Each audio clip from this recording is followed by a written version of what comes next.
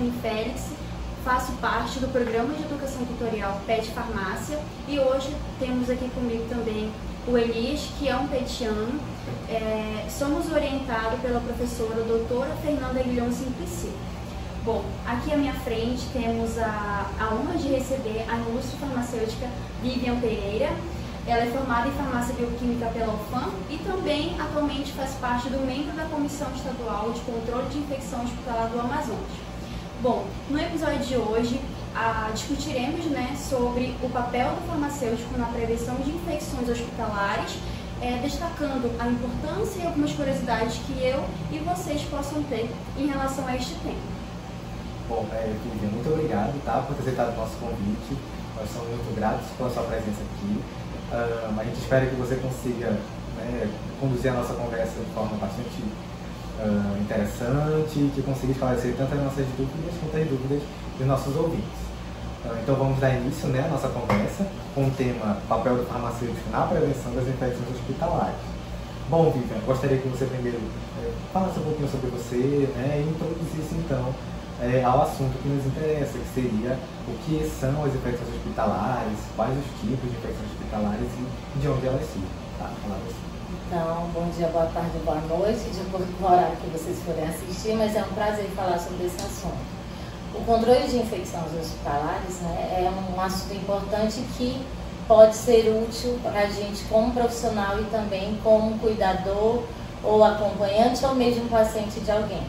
Então é algo que eu gosto de falar porque eu sei que contribui, e cada um pode contribuir. Me apresentando um pouquinho, eu sou farmacêutica formada pela UFAM, não fui do PET, mas sempre contribuí com o PET, mesmo quando era aluna. Tenho um carinho imenso por esse programa. Meu esposo é ex-petiano, então eu tenho muito carinho realmente pelo PET.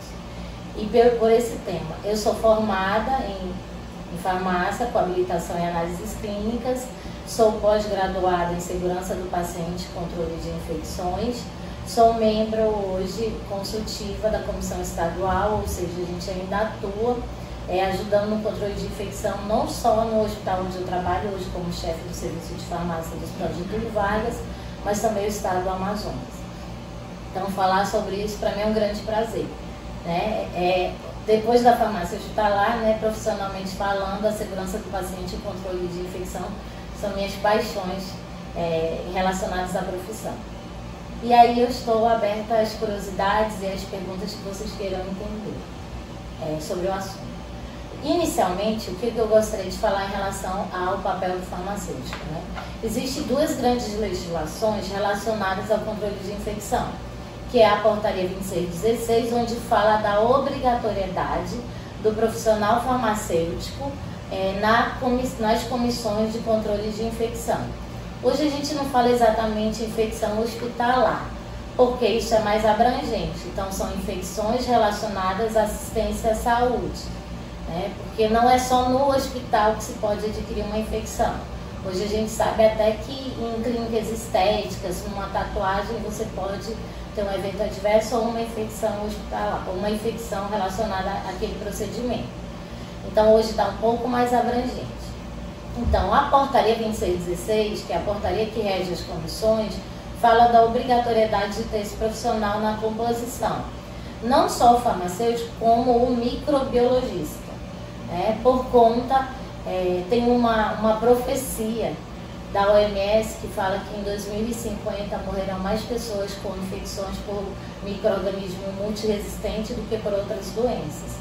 E infelizmente isso não é algo que está longe da nossa realidade. Nós, como Comissão Estadual, a gente monitora toda a microbiologia das UTIs. Para quem não sabe o que é uma unidade de terapia intensiva, é a unidade do hospital onde o paciente mais crítico tem que estar, porque é onde você tem uma equipe mais especializada, onde você tem um aporte de equipamentos para a manutenção da vida.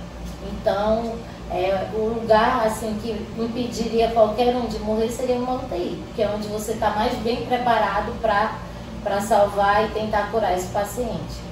Então, hoje nas UTIs, a gente tem uma microbiota bem diferenciada e ela é diferente em cada hospital, de acordo com a clientela. Por exemplo, UTIs onde você tem paciente pós-cateterismo, pós-procedimentos cardiológicos, onde eles são pouco invadidos, você tem uma microbiota muito boa porque você não tem o paciente multi-invadido e com múltiplas doenças. Já um pronto-socorro, por exemplo, uma UTI de pronto-socorro, você tem toda a diversidade de pacientes, né? Com doenças infecto-contagiosas, com infecções cirúrgicas, então você tem uma microbiota mais ampla, digamos assim. Então é importante ter um microbiologista para que a gente consiga realmente trabalhar e atuar de forma a evitar que essa profecia se cumpra, né? E aí a gente tem um papel gigante contribuindo nessa situação. A outra legislação é a RDC 48, que é o roteiro de inspeção das comissões. Então também fala da obrigatoriedade. E tem algumas coisas bem específicas, por exemplo, o Manual de Boas Práticas de Saneantes.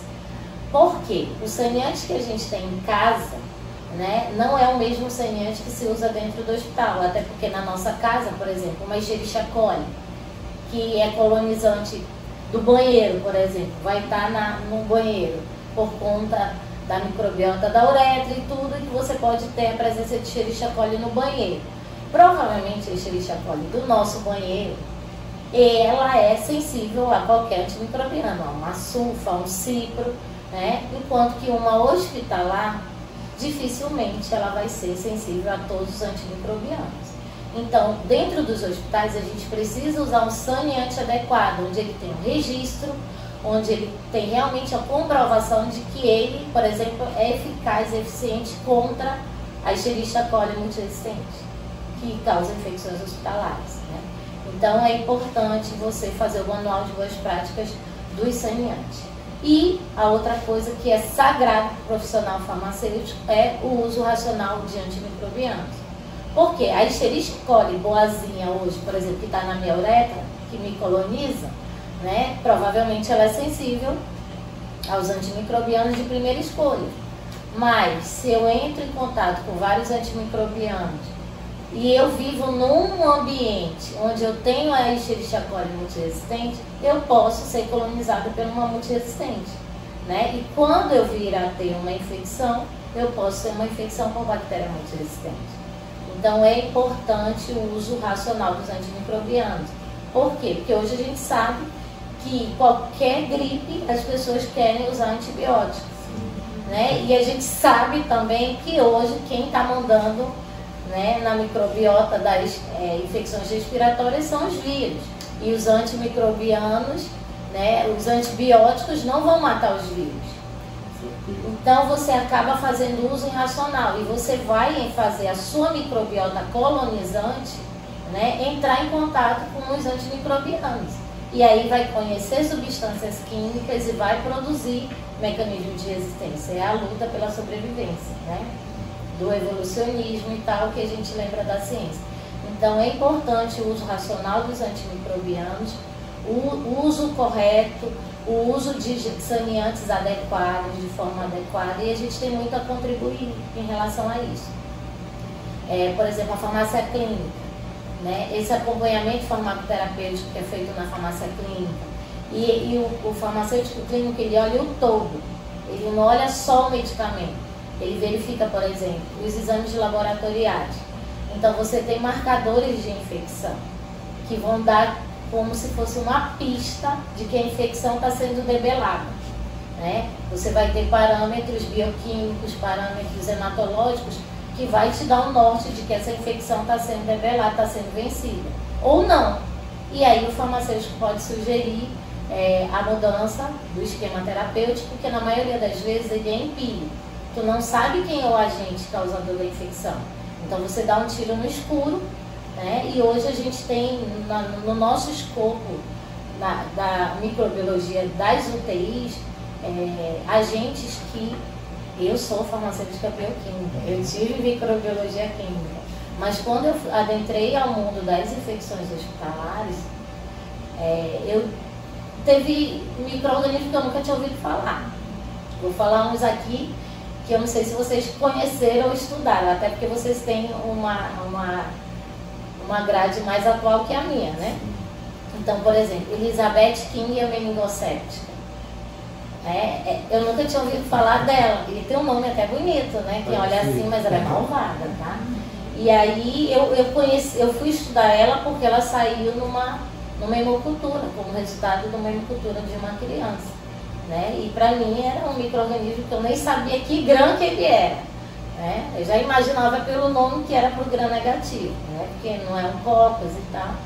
Mas realmente a gente acaba lidando com uma microbiota que pela literatura é rara.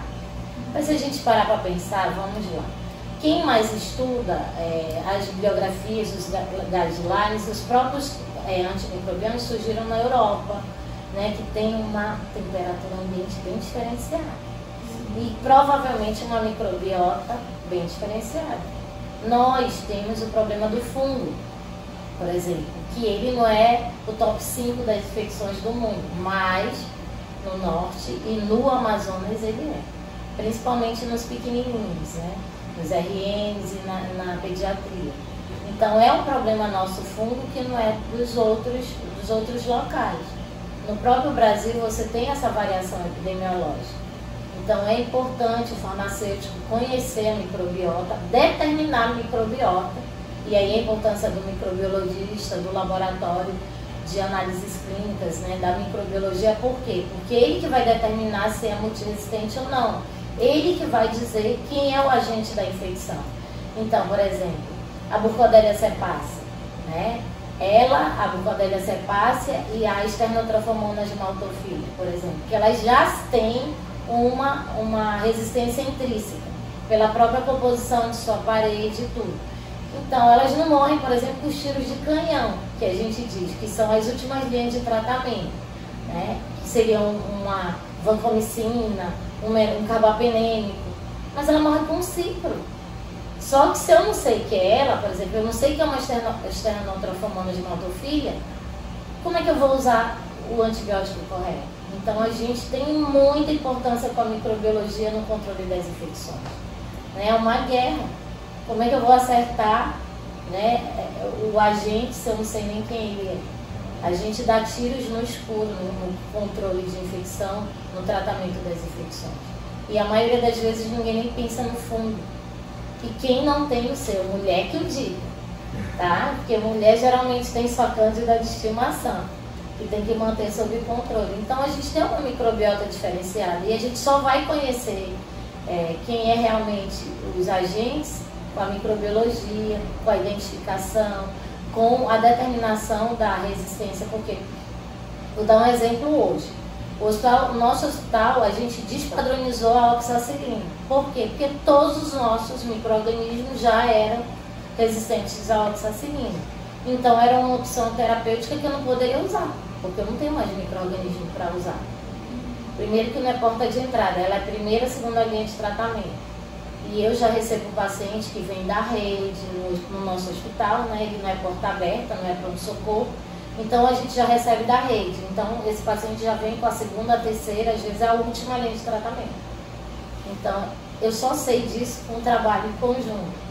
Né? Então a gente tem muito a contribuir. A senhora falou, né, da atuação do farmacêutico na área hospitalar e também dentro das análises clínicas como microbiologista. Eu gostaria de saber assim, como que esse papel, o exercício da profissão farmacêutica nesses 2 anos, como que ele consegue se diferenciar das outras profissões que estão ali integradas dentro dessa equipe, né, prevenindo as infecções? Vamos começar com análises clínicas, né? A gente sabe hoje que análises clínicas você não tem só o profissional farmacêutico. Hoje a gente tem outros profissionais exercendo as atividades de análises clínicas. Qual é o diferencial do profissional farmacêutico?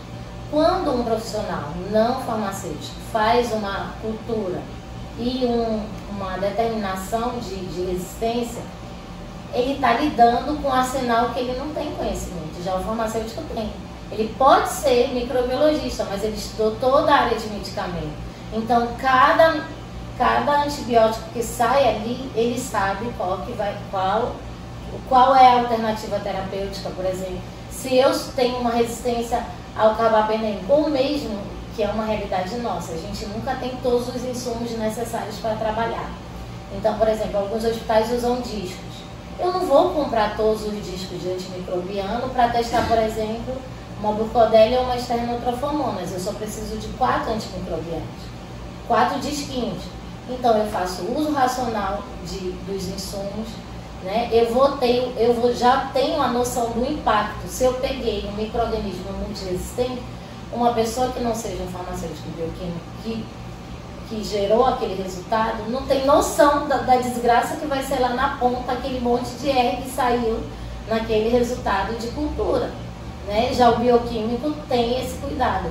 Tanto que quando a gente fala com os colegas, eles quando vem esse tipo de caso, ele já imediatamente comunica a CCIH ou médico assistencial daquele paciente. E ele já sabe, porque hoje a gente tem uma normativa que alguns micro-organismos a gente está monitorando. Então, se determinados micro-organismos saem na cultura, eles precisam que a seiva seja enviada para o laboratório de referência. Tá? Então, a gente tenta alinhar isso com o farmacêutico, os microbiologistas, principalmente dos grandes laboratórios que atendem os hospitais do estado. Porque é importante ter esse monitoramento. Né? Tu tem que estar sob controle do teu inimigo, né? Digamos assim.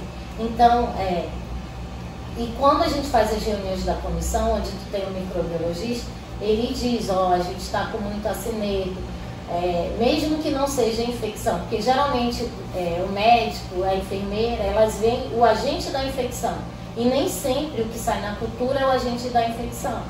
Então, mesmo culturas que você tem coleta de hemocultura, por exemplo, e a maioria dá coagulase negativa, estafilococcus coagulase negativa. A gente sabe que a maioria é contaminante. Então, o microbiologista, ele vai dizer o quê? Está tendo muita contaminação na hora da coleta. Porque eles aí, inclusive, têm o bom senso de não soltar determinados resultados, porque eles entendem como contaminação e entram em contato com a equipe antes de soltar. Então, todo esse pensar no todo, quando tu é farmacêutico, tu sabe. Por quê? Porque tu já foi da área do medicamento, da área hospitalar, até tu escolher a área que tu vai ter maior especificidade de trabalhar. Então, independente do que ele quer fazer lá na frente, como vocês que são alunos, você vai passar por toda a caminhada do profissional farmacêutico. Você pode ser um microbiologista lá na frente, mas você vai passar pela farmácia hospitalar, pela farmácia clínica, se o estágio for no hospital universitário, então vocês vão participar do controle de infecção, então vocês vão ter noção do todo e vão poder contribuir mais, porque vocês já vão estar inseridos na realidade que é o controle, diferente de tu simplesmente soltar um resultado, né? Como se fosse um outro profissional. Só soltei o resultado, eu já fiz a minha parte. O impacto disso, uma intervenção, eu como profissional farmacêutico sei o que fazer e sei que devo fazer. Ainda mais se você estiver diante de uma multiresistência. Porque tempo é vida. Numa sepse, por exemplo, é questão de horas, o paciente é óbito. Principalmente os miudinhos. Os adultos, eles até resistem vários dias em sepsis. O pequeno não. Porque ele não tem tanta defesa, ele tem limitação de tudo. Os RN extremos, por exemplo, né, você, diante de uma sepse, é a infecção mais grave que tem. Então, é importante essa interação com o profissional do laboratório, né? Porque se ele determina qual é a microbiota mais comum, quando o médico for dar um tiro no escuro, ou seja, terapia empírica, ele já vai tentar atirar naqueles que mais comumente aparecem nas infecções daquela UTI. Então, essa é uma forma de a gente se organizar para otimizar o tratamento, né, e acertar o alvo, que é o objetivo de todos os profissionais envolvidos no controle de infecção. Em relação à farmácia. Então, a farmácia aí você tem um universo de coisas que você pode estar contribuindo. Vamos começar com a farmácia propriamente dita. O controle de qualidade dos insumos, dos saneantes. O treinamento. Ano passado a gente fez um treinamento no hospital sobre os saneantes. E tinham profissionais com mais de 15 anos de atuação que não sabia que, por exemplo, os saneantes desgermantes tinham que enxaguar. Né? Quer dizer, ele usava sem enxaguar, sem utilizar água ou algum líquido depois para retirar. E mulher sabe mais do que ninguém. Quando tu lava a roupa e não tira o sabão, o que tu faz? Tu impregna a sujeira. E por que o farmacêutico é importante nesse ambiente? Por exemplo, o álcool. O álcool ele tem uma faixa de concentração onde ele é germicida. Se ele estiver abaixo dessa concentração, ele vai dar banho aromático nos micro-organismos, querido, tá? Mas não vai matar nenhum. E se tu estiver acima da concentração germicida, você vai ter a fixação. Por exemplo, a gente usa o álcool 96 para fixação de células na citologia, né? Então, eu vou fixar a bactéria em vez de retirar. E se estiver abaixo da concentração, eu vou dar banho aromático, ela vai permanecer nas mãos dos profissionais e contaminar tudo, né? Então, é importante ter o controle de qualidade dos saneantes utilizados. A gente sabe que a maioria das diluições dos saneantes é feita pelo pessoal da terceirizada. E aí tem que ter essa supervisão, tem que ter um POP. Por quê? Porque às vezes eles fazem uma fórmula de bolo. O que seria a fórmula de bolo? 1 litro para 10 litros. Só que eles não compram o mesmo produto. E o mesmo produto que ele compra concentrado tem várias concentrações. 1 para 10, 1 para 50, tem uns que eles compram pronto uso e que não é para diluir, só que como eles já têm o hábito de diluir, eles fazem a fórmula de bolo. E aí vai ter banho aromático nos micro-organismos, porque não vai matar nenhum.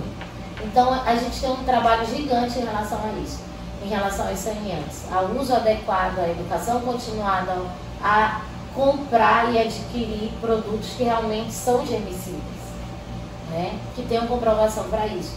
Aí tem também a parte do controle dos antimicrobianos, né? Para não usar demais, porque se você não controla o tempo de uso, qual é o problema hoje? Você não tem em todos os hospitais o médico transversal, o cuidado transversal, que é aquele que está todo dia. A maioria dos profissionais são plantonistas, então a gente tem, por exemplo, o que só dá plantão dia de segunda, o que só dá plantão dia de quarta, ou ele só dá 2, 3 plantões. Então você imagina, o médico ele só dá plantão na UTI dia de segunda-feira, esse, o médico X. Ele só vai saber o caso do paciente daqui a uma semana. E a evolução dessa infecção, né? Então, o farmacêutico não, ele faz o cuidado transversal, ele está lá e ele pode estar orientando. E aí a gente faz essas opções de alternativas terapêuticas, faz o acompanhamento dos exames, principalmente beira-leito. Pode conciliar. Pode pausar. Não, pausa mesmo. Isso, pode pausar. Eu acho que Já. Em relação ao papel do profissional na farmácia. Então, na farmácia tem a parte de saneantes, né, onde você tem que fazer a aquisição de saneantes adequados, tem que fazer treinamento. Hoje, a maioria dos hospitais e das clínicas, você tem o serviço de higiene e limpeza terceirizado. Então, eles fornecem os insumos. E aí a gente precisa ter certeza de que esses insumos são registrados, são adequados para uso e estabelecimento assistencial de saúde. Porque, por exemplo, existe o quaternário de amônia, que tem em todo supermercado, né? Mas existe o quaternário de amônia, que tem o registro da Anvisa, onde ele foi testado contra os micro-organismos hospitalares. Então, é esse que precisa ser utilizado dentro do hospital. Então, as terceirizadas precisam fazer a diluição adequada, porque geralmente elas compram os produtos de limpeza concentrados, né? E aí você tem que ter uma diluição adequada. Às vezes eles pegam o primeiro que comprou, faz a fórmula de bolo, dilui 1 litro para 50. E não é, porque vai mudar. O mesmo produto que ele compra tem várias concentrações, né? E vários preços. E aí não pode ter uma fórmula pronta para diluição, porque vai variar de acordo com o fabricante e de acordo com a linha do fabricante. Porque às vezes ele tem o mesmo produto em várias linhas, com concentrações diferentes. E aí você precisa ter uma diluição diferente. Então o farmacêutico tem que supervisionar o uso desses saneantes no hospital. Seja para desinfecção de superfície, como de artigos e antisepsia de pele. Né? Além da educação continuada. Foi engraçado ano passado, engraçado mais ou menos, né? Porque assim, a gente deu treinamento e tinha profissionais com mais de 10 anos de profissão que não sabia que o desgermante precisava enxaguar, né? E é importante enxaguar, porque desgermante é sabão. Ninguém deixa sabão, porque lavar roupa sabe, se tu deixa o sabão, a sujeira fica impregnada. Então você tem que enxaguar. Isso serve também para os saneantes que são sabões, né? Você tem que fazer um enxágue depois. Então a gente tem muito a contribuir em relação ao saneante, ao controle do uso do antimicrobiano. Como você tem o farmacêutico, por exemplo, o farmacêutico clínico, que é beira-leito, ele faz cuidado transversal. Ele acompanha a evolução desse paciente diariamente. Infecção é isso. Você tem que ver a evolução diariamente do paciente, porque você tem que ver que você está vencendo essa guerra contra a infecção. E aí você precisa estar com o antibiótico adequado, monitorando. Tem a vancocinemia, que a gente precisa fazer quando utiliza vanco e ajustar a dose conforme a concentração sérica, né? E aí a importância de estar monitorando.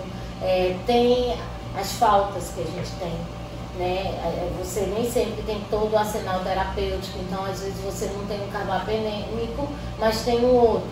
Então o farmacêutico tem como sugerir, né, um equivalente terapêutico em algumas faltas.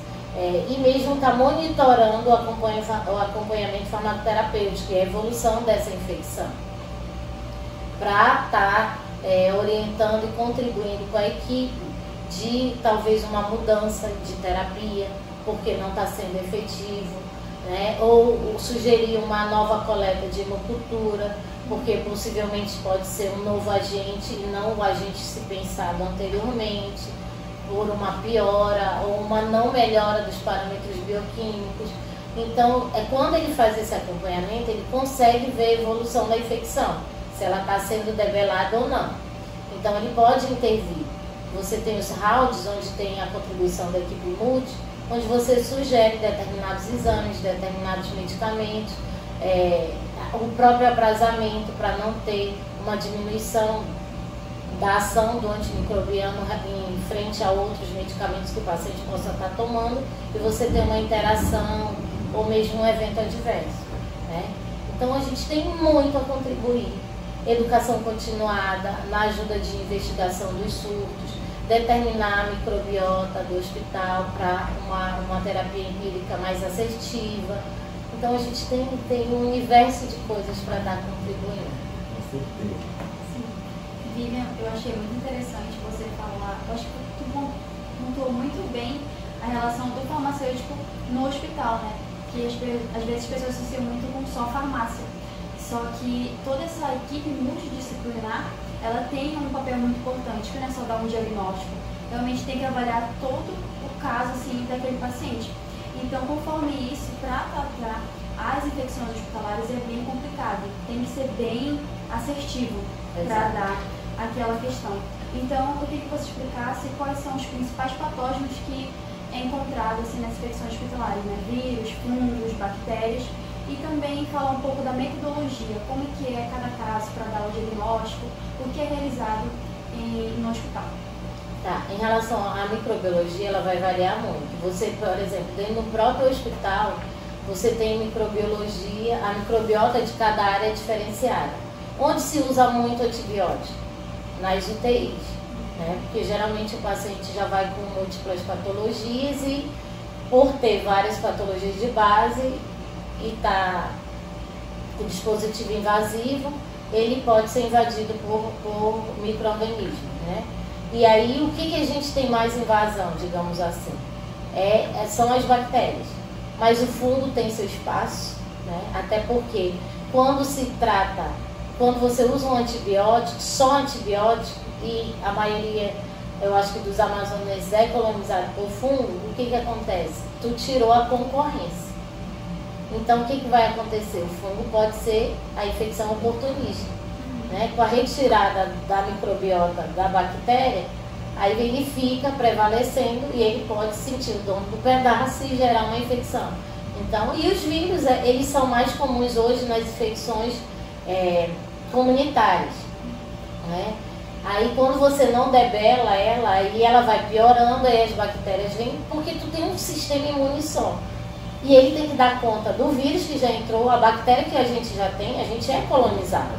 Eu tenho meus estreptos, meus Escherichia coli, todo mundo tem uma microbiota própria. E se já entra um invasor atua, pode ser comprometido, né? Então, mas vai variar muito. Por isso a importância da microbiologia, de determinar quais são os agentes da infecção. Isso varia muito.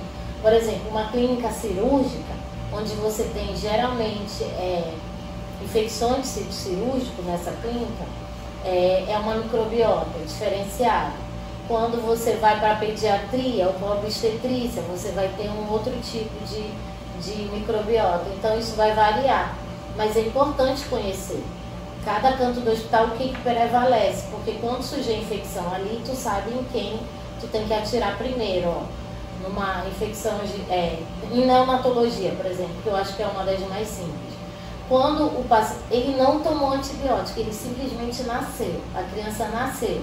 Só que ela nasceu num contexto já de infecção, que a mãe podia estar com uma infecção do trato urinário, ou o líquido, ela perdeu o líquido. A partir do momento que a mãe perde o líquido, que está protegendo esse bebê, que está mantendo ele estéril, ele começa a ser colonizado, né? E essa colonização pode ser infecção dependendo da maturidade dele, do estado dele dentro da mãe, antes de nascer. Então, vários fatores podem contribuir para ele ter uma infecção neonatal. Então, ele já nasce num contexto de infecção, ele já vai para o antibiótico. Então, já se sabe mais ou menos o que causa essas infecções, as primeiras infecções da vida de um ser humano. Então, você já cobre essas infecções. Então, você tem a primeira escolha, por exemplo, em neonatologia genta e ampicilina, ambigenta, que a gente chama, né? Que é para tratar a amp para pegar os gram-positivos e a gentamicina os gram-negativos. E aí, dependendo da microbiota dessa UTI neonatal, quando é endêmico o fungo, você já faz a introdução da profilaxia antifúngica ou do tratamento antifúngico, né? Ou mesmo da ITU da mãe, se a mãe já tem uma candidemia ou uma candidose, né? Ela já pode entrar com o antifúngico. Então é importante determinar, isso vai variar. A UTI neonatal, a gente tem a preocupação com o fungo. Uma UTI cardíaca, por exemplo, que é só para o paciente pós-procedimento cardíaco, você não tem essa preocupação tão grande, porque a preocupação de uma infecção cardíaca geralmente são os gram-positivos. Então você vai ter uma outra microbiota e assim vai. Então, mas é importante determinar. Como determinar? O diagnóstico é super importante, porque o paciente está na luta pela vida. E infecção, principalmente dentro da UTI, as infecções hospitalares não são boas. Nenhuma infecção é boa, mas a hospitalar consegue ser pior. Por quê? Porque geralmente já são com agentes, já são com as piores espécies de micro-organismos. Com certeza. A gente tem superbactérias praticamente em todos os hospitais de Manaus. E aí o que acontece? Eu preciso saber disso o quanto antes. Né? Como eu falei, se for uma esternotrofomonas maltofilha, o paciente está na UTI por algum outro motivo que não infeccioso, digamos assim. Ele fez uma cirurgia e evoluiu para uma infecção no local daquela cirurgia. Uma cirurgia, neurocirurgia, por exemplo, né? Que é uma infecção gravíssima, uma infecção de sítio cirúrgico neurológico. O que acontece? Você tem que saber qual é o agente. Então, pela literatura, se espera que seja um Staphylococcus aureus, né? Então, o médico vai atirar em quem? No que a literatura diz. Eu vou tratar um gram-positivo. Aí, com a evolução do caso, com algumas horas, ou com 24, 48 horas, você não tem melhora, né? Nada melhora, nenhum parâmetro bioquímico, hemodinâmico, a própria infecção continua ativa, às vezes aumenta a secreção. E aí ele diz, não, vou colocar um outro, ele dá um outro e tira no escuro. Aí ele bota um carbapenêmico, por exemplo. Então, é importante o quanto antes se determinar quem é o agente e qual o perfil. Porque, por exemplo, eu posso soltar que é um Acinetobacter baumannii. Tá, mas e aí? O médico entra com um meropenem, que vai matar o acineto. Mas se ele for multiresistente, se ele for produtor de carbapenemase, então não vai servir. E eu estou perdendo tempo. Entenderam? E aí o que acontece? Ele pode evoluir para uma sepse, que é quando a partir daquele sítio cai na corrente sanguínea, e aí você vai ter repercussões muito graves. Né? Então, se é uma acne resistente à meropenem e eu não sei, cada dia que passa é um dia que eu perco de poder estar ajudando esse paciente a debelar essa infecção. Ele não vai debelar, porque ele não está usando um agente que mata o micro-organismo. E aí ele perde tempo, e às vezes ele pode perder a guerra, né? Pode perder a vida. Então, quanto antes eu soltar esse resultado, melhor. Os melhores hospitais hoje já têm microbiologia com biologia molecular. Tem um equipamento chamado MALDI-TOF, que ele te dá gênero, espécie e perfil de existência muito rápido, em horas. O que é um ganho para todo mundo. Infelizmente, na realidade do Amazonas, né? Mas uma cultura automatizada ajuda muito. Por quê? Porque com 24 horas tu já tem um grão. Com 24 horas, no máximo em 48, tu já tem gênero e espécie. Né? Uma ou outra mais fastidiosa, que dá mais trabalho, que talvez demore um pouquinho mais. Mas geralmente com 3 dias você já tem o gênero, a espécie e o perfil de sensibilidade.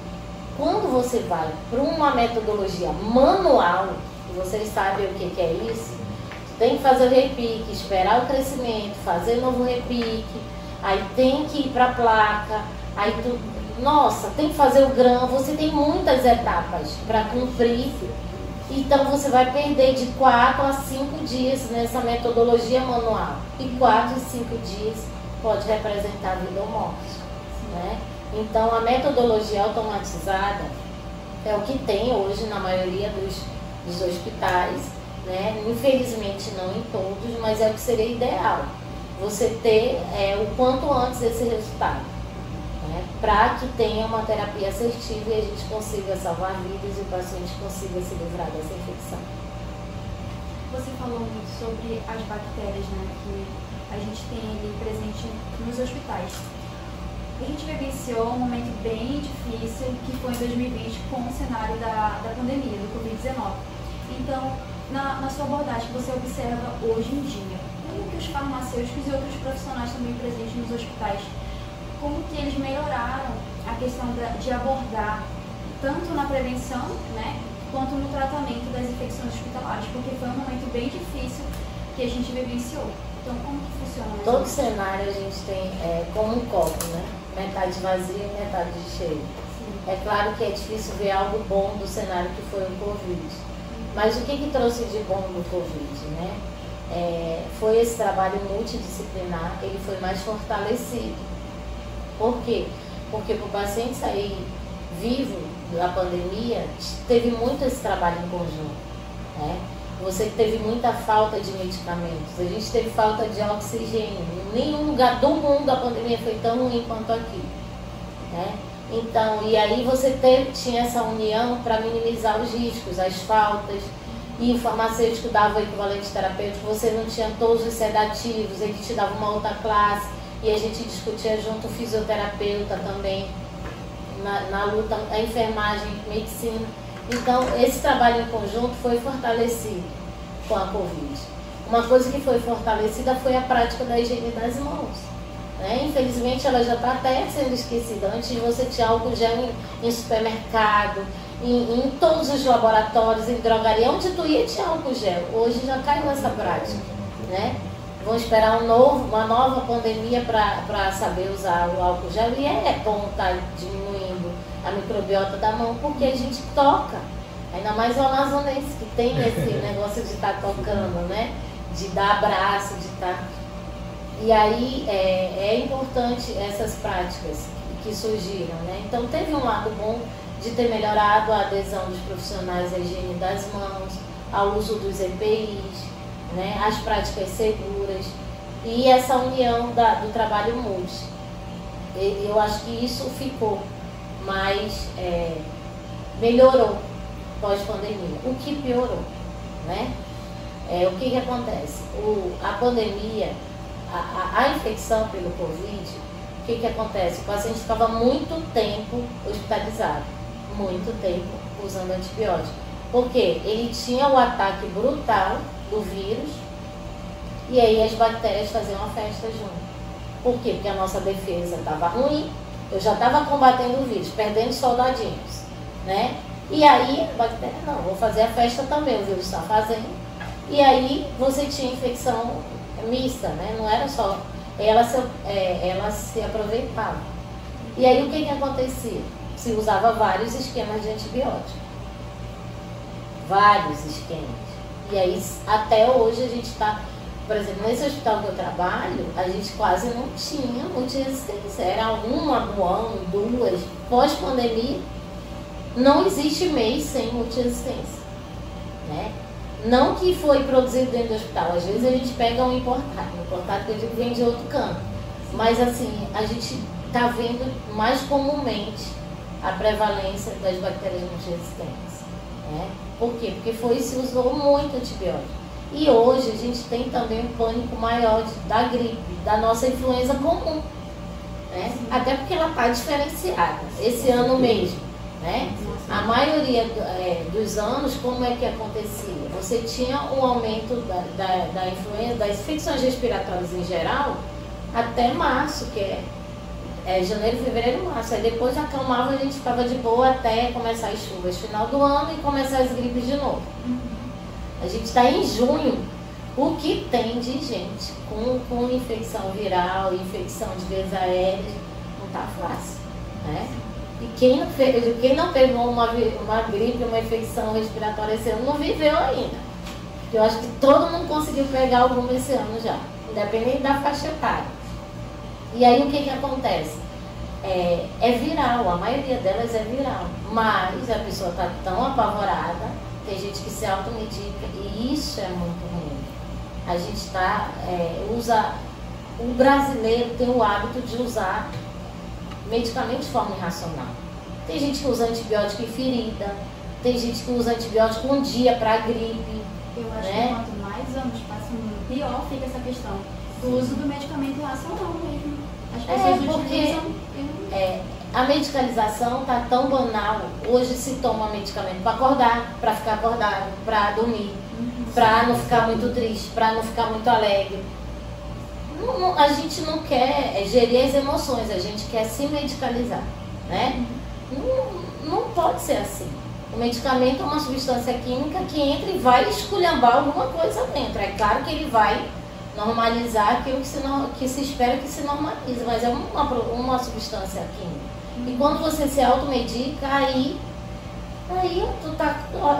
é brincar com a saúde mesmo, né? Não dá para usar de forma irracional. E antimicrobiano, então, está muito comum. Todo mundo quer tomar um antibiótico para gripe. E não é toda gripe que precisa de antibiótico. Toda irritação na garganta, alguém quer tomar um antibiótico. Aí o que a gente está fazendo? Queimando cartucho, né?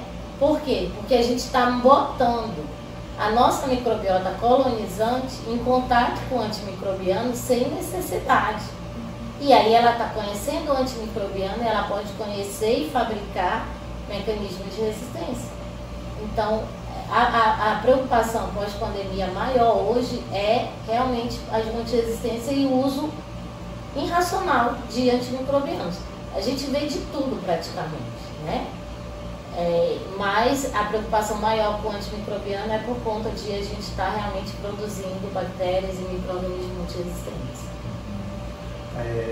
Dito isso, né, a senhora abordou bastante sobre essa questão da automedicação, que inclusive isso chega a ser até cultural do universitário, né? Assim, a sobrecarga, né, de estudo, do horário que você não tem tempo direito para dormir, nem para se concentrar direito, você acaba recorrendo ao uso de medicamento, né? Sim. Então, assim, isso acaba se integrando como um dos principais desafios, né, que o farmacêutico precisa, né, enfrentar ali para conseguir conscientizar a pessoa do uso racional, né, de medicamento. Para o farmacêutico bioquímico, né, ele pergunta da sua experiência também, quais são, né, na sua opinião, os maiores desafios para essa classe, né, da área da farmácia, na prevenção da infecção hospitalar? Então, em relação a desafios, né? Realmente o combate à prevenção às multiresistências. Hoje a gente tem um programa nacional de combate às multiresistências e o Programa Nacional de Uso Seguro do Medicamento e do Uso Racional dos Antimicrobianos. Todo esse material é disponível na Anvisa. Os nossos estagiários, os nossos residentes, os internos, todo mundo que entra no hospital, eles são treinados e têm conhecimento disso. Só que a gente precisa aplicar. Então, o que se aplica? Que esses são os nossos desafios. Em relação à bioquímica, à microbiologia, é ter métodos eficientes, automatizados, em que o resultado saia rápido. E que, eu liberei em 3 horas o mal de TOF, só que eu vou esperar o motoboy no outro dia para levar para a unidade de saúde. Eu perdi 24 horas, sendo que o ideal é que essa informação da multiresistência, do agente, chegue imediatamente a quem vai fazer uma intervenção assertiva no paciente. Então, os desafios é manter essa integração com a equipe assistencial. Então, às vezes, o laboratório não está dentro do hospital, ele é terceirizado, está a quilômetros de distância do hospital. Mas hoje a gente está na era da informação. E a gente tem tentado fazer com que tenha esse trabalho em conjunto. Sair um resultado preocupante de bactéria multiresistente ou de uma bactéria que a gente chama que não é comum, não é usual, informa o profissional. Ou da CCIH ou assistencial. Essa informação precisa chegar o quanto antes. Esse resultado precisa ser em menor tempo possível. Nem sempre isso é possível com os recursos que a gente tem para trabalhar. Então isso é um grande desafio. Mas a gente tem que buscar uma coisa que eu sempre falo para todo mundo. Eu acho que já virou até minha frase, a minha cara essa frase. Todo paciente é o amor da vida de alguém. Se o meu pai, a minha mãe, o meu filho, a pessoa que eu mais amo no mundo, estivesse lá na ponta e eu soltasse um exame desse, o que eu queria imediatamente? Que quem está cuidando da pessoa que eu amo soubesse desse resultado e botasse uma terapia assistiva. Então, quando você pensa no outro, no paciente, como o amor da sua vida, você vai fazer o melhor, você vai dar um jeito da informação chegar para esse médico, para essa CCIH, para ter uma intervenção. Então, a gente precisa. Às vezes não tem... eu não tenho IPNEM padronizado no hospital, só tenho o Meropenem, e no laboratório eu só tenho o disquinho. É do mesmo grupo. E racionalizar. Porque a gente não trabalha com dinheiro sobrando. A saúde está cada vez mais cara. Os recursos mais escassos. A gente tem que otimizar recursos. Isso é um grande desafio. Eu não vou comprar todos os discos. Tem laboratório que compra disco de medicamento que nem tem dentro do hospital. Para que eu vou testar uma alternativa terapêutica que eu nem tenho para usar? Então eu tenho que racionalizar. Dê um resultado alterado, tenta conversar com a equipe. Eu acho que é um contaminante, pede nova coleta. Então tem que ter esse contato realmente. O desafio é o farmacêutico não ficar na caixinha dele.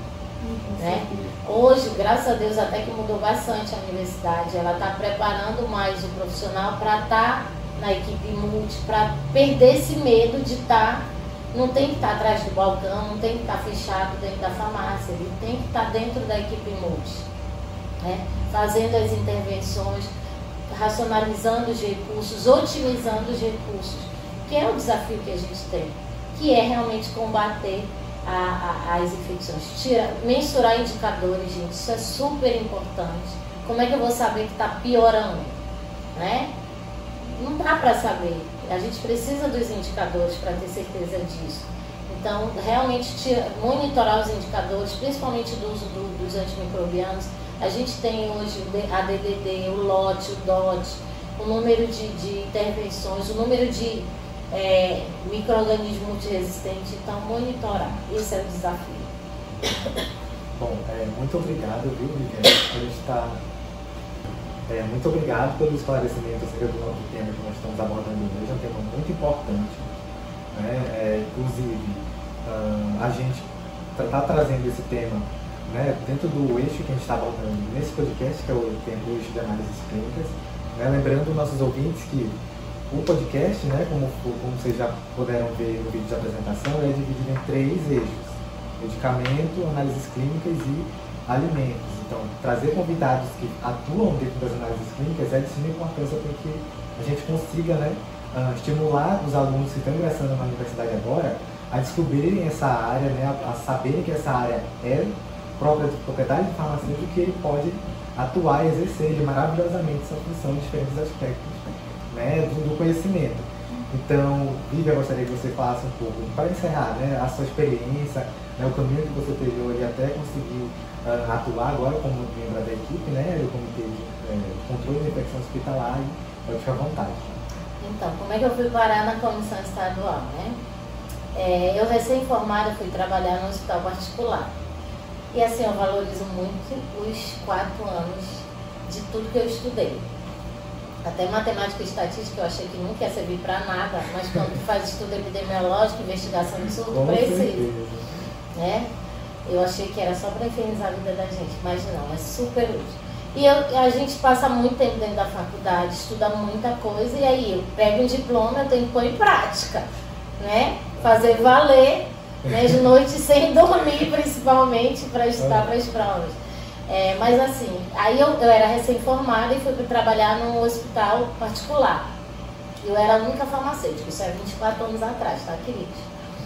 E aí o que aconteceu? Eu fazia a parte de dispensação, de controle de estoque, de aquisição, e como eu sabia de controle de infecção, mínimo, né? A gente tem noção de controle de antimicrobianos. Eu comecei a fazer nesse hospital que não tinha. E toda a ficha de antibiótico eu botava um post-it, eu nem sabia que era o infecto. Na época a gente ainda não tinha todo esse trabalho de equipe multi. Mas eu botava lá um post-itzinho: senhor infecto, por favor verificar a terapia deste paciente que já usou 10 dias.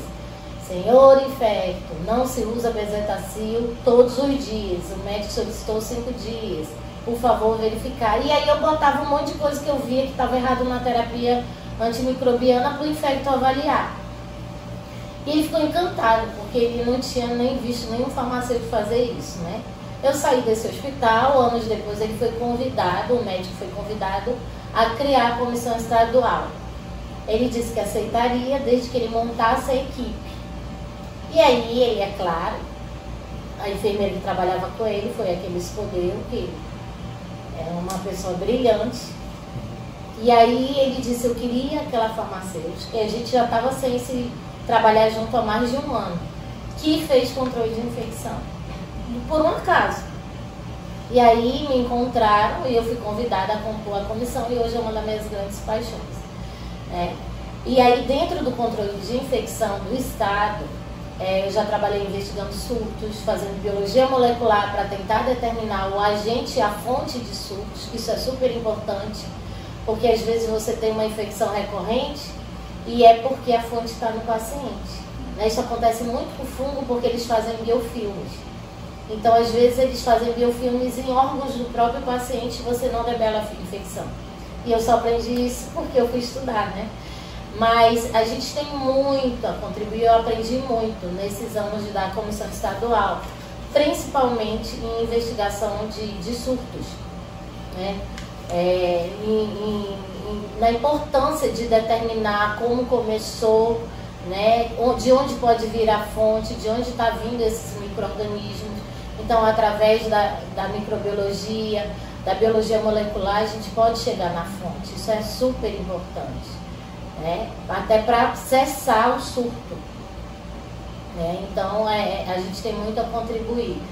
E eu digo, quem faz controle de infecção ganha ponto no céu, porque a gente não ajuda só o paciente, a gente ajuda o mundo, porque a gente está combatendo as superbactérias, os super micro-organismos que vão matar as pessoas, né? E hoje é um desconhecido, amanhã pode ser eu, pode ser alguém que eu amo. Então a gente faz melhorias em todo o hospital quando a gente trabalha o controle de infecção. O saneante não é usado só na UTI, é usado na cirurgia, é usado no curativo, é usado na limpeza do hospital, na limpeza da cozinha, né? Que você também precisa retirar o micro-organismo do ambiente para não colonizar o paciente e gerar infecções. Então, assim, a gente ganha ponto no céu realmente quando faz controle de infecção. Então, é um campo incrível para o farmacêutico, tanto da área de medicamentos quanto da área de análises clínicas, da própria área de alimentos. Hoje a gente sabe que se usa como conservante os antimicrobianos, e isso vai ter impacto na saúde das pessoas. Então, essa contribuição com o uso racional dos antimicrobianos, seja na análises clínicas, na farmácia ou na área de alimentos, a gente tem muito a contribuir. Com a educação continuada, com a conscientização das pessoas, né, de fazer o uso somente quando for realmente necessário e prescrito por um profissional que avaliou que há uma infecção, a gente tem muito a contribuir. É muito bom trabalhar no controle de infecção, porque você trabalha para você, para os que você ama e para a sua comunidade. Então, trabalhem no controle de infecção, que ainda mais quem precisa de ponto no céu. Eu preciso bastante. Então, higienize as mãos, que também ganha muito ponto lá em cima. Mas assim, para ser um excelente profissional é só pensar que o paciente é o amor da vida de alguém e um dia vai ser o nosso.